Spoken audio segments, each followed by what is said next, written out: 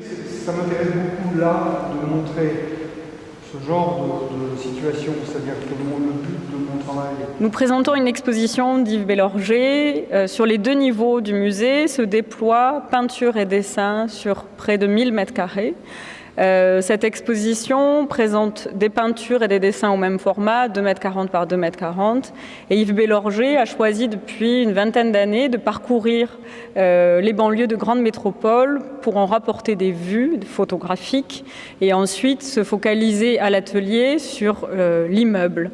Et cette exposition qui se déploie autour de ce même sujet, mais qui interroge toujours la monumentalité dans la peinture, la picturalité et l'image.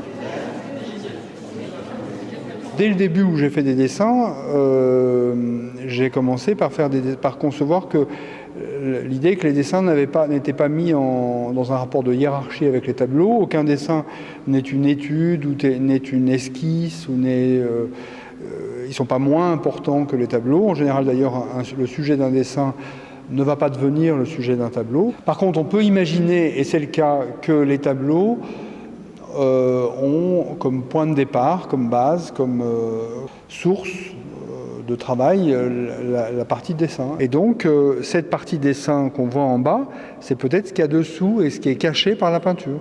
Le spectateur qui perçoit les tableaux peut voir que c'est pas du photoréalisme, que c'est très brutal ou parfois très sensuel, très sensuel, etc. Voilà. Donc ce dispositif-là, peinture sur dessin, dans l'espace du musée, est aussi celui qui se passe peut-être sur le plan d'un dessin. Et puis on pourrait même encore retourner la chose d'une autre façon. Il y a beaucoup de picturalité dans les dessins.